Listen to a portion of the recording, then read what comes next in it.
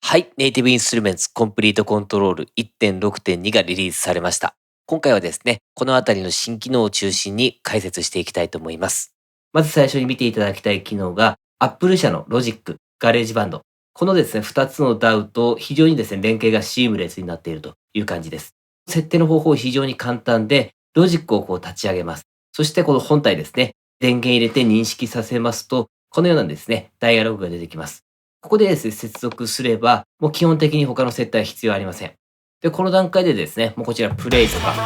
ストップとか、ループとか、早送り巻き戻しだったりとか、で、レックもですね、簡単に扱うことができるといったところで非常にですね、利便性が高くなっているかなと思います。そしてもう一つの機能としましては、ハードウェアブラウズというものがあります。今までのですね、音色の読み込みというのは、こちらブラウズボタンを押しまして、こんな感じで音色にアクセスしていったという感じですけども、この音色の切り替えや呼び出しですね。これが手元のですね、こちらクリアビューディスプレイから行えるようになったといったところが追加された機能となります。この設定方法なんですけども、初回はですね、ソフト側で行えます。まずコンプリートコントロール立ち上げまして、この上のメニューですね、押します。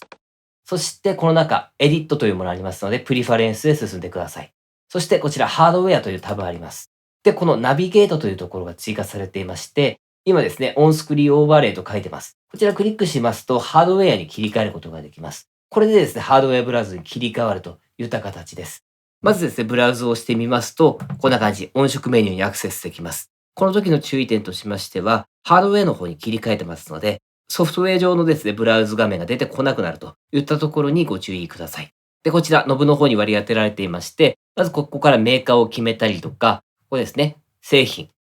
を選択すると。ソフト側の画面の方もですね、変わってますよね。そして、バンクを切り替えたりとか、タイプですね。基本的に一番右にですね、プリセット名が表示されています。で、ここで良ければ、こちらですね、ダイヤルを押すと。これで確定で音色が読み込まれるといった形となります。これですね、例えばコンプリートコントロールライブで使われていて、素早く手元でですね、音色を切り替えたいなんていった時に非常に重宝するかと思います。これがですね、ハードウェアブラウズの機能となります。そして次に、このアップデートで最も目玉となっているのが、アルペジオ機能の強化となります。まずですね、アルペジオにアクセスしていきます。アルペジオのアクセスはですね、こちらアルペジオを点灯させると。この段階でアルペジオ機能が発動します。で、この中ですね、詳細アクセスするには、シフトを押しながらアルペジオといった形です。で、このページに関しましては、他動画でもですね、紹介していますので、そのリンクを貼っておきます。これはですね、ソフト側からもアクセスできまして、こちらですね、音符マークを押しますと、こんな感じ。初期状態こちらメインとなっていまして、基本的なアルペジオ設定を行うことができます。そしてこちらアドバンスに入りますと、今回のですね、新機能、いろいろなパラメータが用意されています。それではですね、ここを詳しく見ていきましょう。で、このアルペジオ機能、様々なですね、複雑な設定も行えますので、こちらシーケンス画面というか、打ち込みの画面用意してますので、こちらを見ていただきながら説明を進めていきます。ですので今はですね、このアルペジオもこの上の部分からコントロールしてしまいます。まずアルペジオなんですけども、今ですと16部でですね、演奏されるようになっていまして、タイプがアップということになります。で、4和音の a マイナーになっています。サウンドはこんな感じですね。で、ここからが本題のアドバンスなんですけども、まずこちらタブにアクセスしまして、リトリガーというものが追加されています。簡単に考えてしまうと、頭に戻るということになります。今ですね、オフになっていますので、通常通り演奏されていますが、ここを1にしますと、1回ですね、16分音符のノートが演奏されたら、今ですと A になります。A が演奏されたら、もう1回頭に戻る。要はですね、ずっと A が連打されることになります。こんな感じですね。もしここが2の場合は、最初の A、その次の C がですね、演奏された後に、また頭に戻るので、AC、AC の繰り返しです。例えば今4和音ですけども、これをですね、5とか6、それ以上にした場合どうなるのかと言いますと、例えばですね、今ここ6にして考えてみますと、1、2、3、4きまして、またですね、5、6となります。そしてまた頭に戻りますので、また1、2、3、4、5、6と、このサウンドはこんな感じ。ちょっとですね、リズムのアクセントを崩した複雑なアルペジオンを作ることができるという感じで、このあたりもですね、面白いんじゃないかなと。そしてこちらリピートなんですけども、演奏される音、今ですと16部で一個一個切り替わってますが、切り替わるときにですね、何回演奏しますかということです。例えばこれを2にしますと、A が2回、C が2回、それぞれ2回ずつ演奏されます。それでは今リトリガーオフにしまして、2回のリピートですね。こんな感じです。やはりサウンドはフレーズっぽくなるので非常に面白いかなと思います。そしてオフセットですね。こちらはですね、実際ミディノート書き込みながら見ていただいた方が分かりやすいと思います。先ほどのリトリガー、リピートを使わずに、実際今ですね、どのように演奏されるかというと、こんな感じでですね、アルペジオが演奏されていくという感じになりますね。このオフセットというのはですね、始める周期をずらすことができるというものになります。プラス1で一つですね、前から始まることになりますので、これどういうことかというと、イメージ的にはですね、こういう演奏になります。で、この部分が後ろに来ますよね、順序的に。これがですね、プラス1という感じになります。で、こちらですね、マイナス1にしたらどうなるのかと言いますと、今の考え方を応用できまして、こうなりますね。そしてこの音がこっちに来るっていう感じです。演奏フレーズの始まり位置をずらすということになります。わざわざこの打ち込みのフレーズをこう、組み直したりしなくてもですね、オフセットで解決することができるという感じですね。そしてですね、こちらインバージョンというものがありまして、こちら和音のですね、展開を表します。クリックしますと、1から8まで選択することができますけども、これ実際にやってみましょうか。1にします。